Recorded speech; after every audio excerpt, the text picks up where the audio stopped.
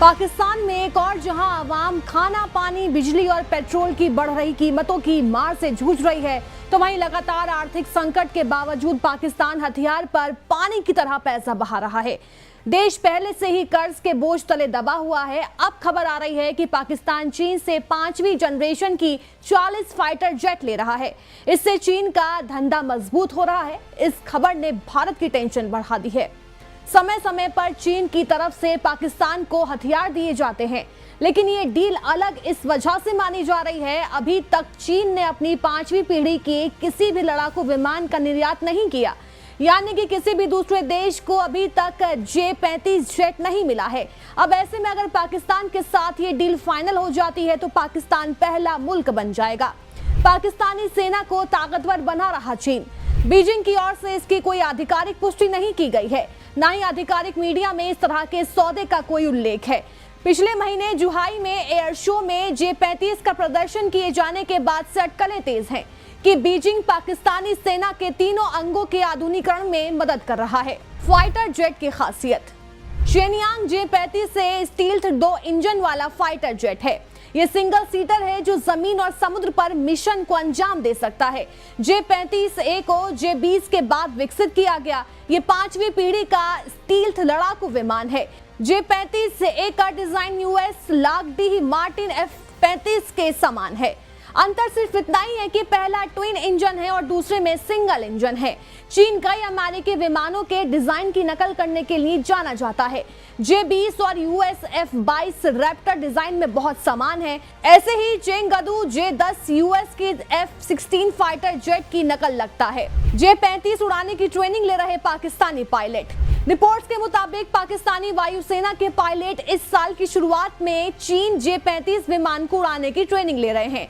Pakistani air chief marshal Zaheer Ahmed Babar Sidhu ने भी जनवरी में कहा था कि J-35 को हासिल करने की नींव पहले ही रखी जा चुकी है। अगर पाकिस्तान इस विमान को अपनी वायुसेना में शामिल करता है तो पाकिस्तानी वायुसेना की हवाई शक्ति कई गुना बढ़ जाएगी।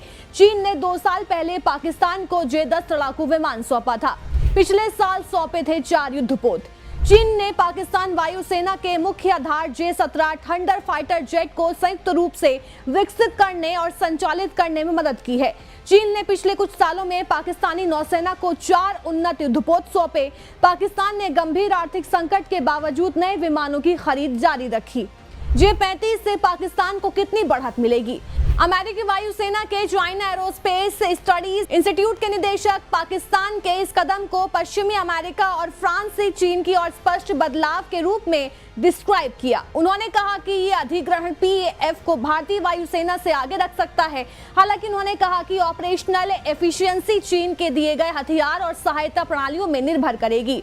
मुलेविनी ने समझाया, ये जेट शानदार हो सकता है, लेकिन अगर इसमें हथियार, सेंसर, सूट और C4ISR यानी command control, communication, computer intelligence, surveillance और टो ही नहीं है तो ये बहुत कम मायने रखेगा। भारत की बढ़ेगी टेंशन। भारतीय वायुसेना में सबसे एडवांस फाइटर जेट के रूप में राफेल मौजूद है। राफेल 4.5 जनरेशन का लड़ाकू विमान है।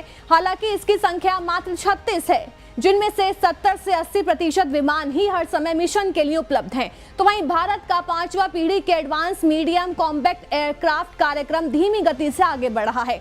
रक्षा अनुदान मांगों पर संसदीय स्थायी समिति की रिपोर्ट के अनुसार भारतीय वायुसेना को अगले दशक में ही AMCA की डिलीवरी मिलने की उम्मीद है। मिराज 2000, MiG-29 और जगुआर जेट की जगह लेने के लिए डिजाइन किए गए AMCA के एडवांस स्टील्थ क्षमताएं, सेंसर और डेटा फ्यूजन की सुविधा होगी।